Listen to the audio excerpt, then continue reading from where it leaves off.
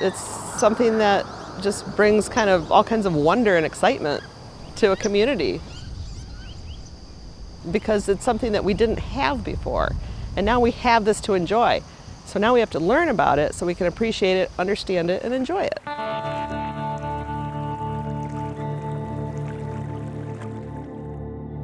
Muskegon Lake suffered from decades of abuse at the hands of logging companies and foundries.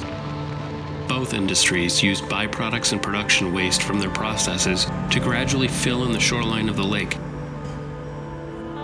Sawmills created spits of land by discarding tons of sawdust into the swampy nearshore waters, while they dumped millions of board feet of slab wood directly into the waters of Muskegon Lake.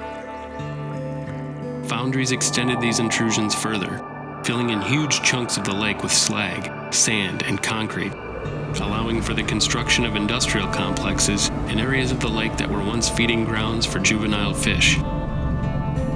By the time the transformation was complete, upwards of 800 acres of Muskegon Lake shoreline was replaced with seawalls, man-made peninsulas, and deposits of junk. Muskegon Lake was suffocating from toxic waste and the destruction of habitat.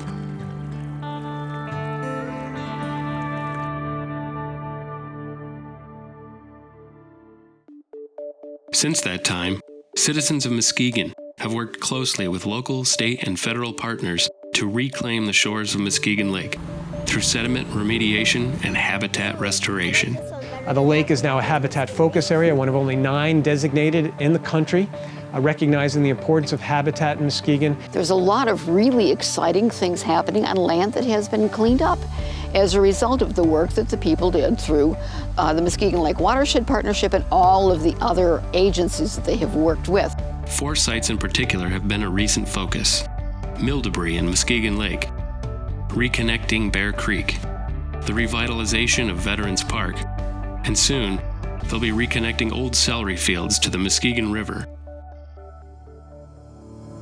The overall survey led us to certain hotspots, and one of those hotspots is where this material came from. By removing that wood, one particular area in the Lakeshore Trail site has been identified as a potential feeding area for juvenile sturgeon. They transfer that woody material onto a barge, and that's when they bring it back to this offloading site. A brewery in town has tables made out of some slab wood from a previous project, so it's going to a lot of different areas right now.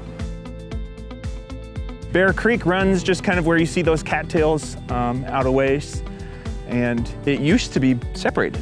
The creek and these kind of farmland ponds were separated. So now the creek itself flows through these areas and actually is helping to stabilize or lower the phosphorus levels in Bear Lake. It's a really good bang for your buck project in the sense that we're creating habitat, but we're also doing this entire removal of nutrients, creating stormwater capacity. So the boaters out there, the fishermen out there, they're going to be seeing a lot more of those benefits. It is now open to the creek, so one could kayak or canoe into our project area, into Bear Creek, and out into Bear Lake.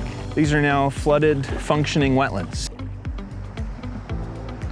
Veterans Memorial Park, which is a major undertaking that's been going on since last year. It'll be all done, completed.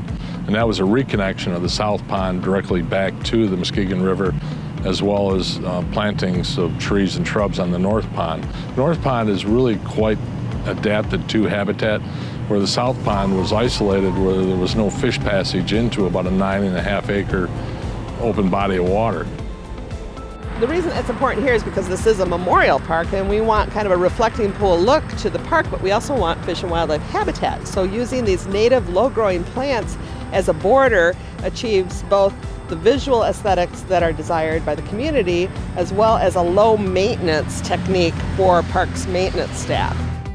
With that former wetland area, you know, the Muskegon River flows right along the outside of that property, so we're breaching the berm and allowing the river to naturally sort of wind through the way it wants to, the way it historically has, fill in that and create some really nice, extensive Great Lakes coastal wetlands.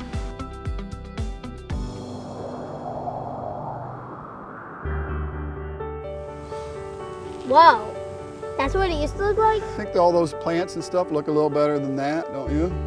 Restored habitat like this is really our gift to future generations. thanks to NOAA and the EPA and the Great Lakes Restoration Initiative. This has a lot of branches. We could use volunteers to help us do some care and maintenance.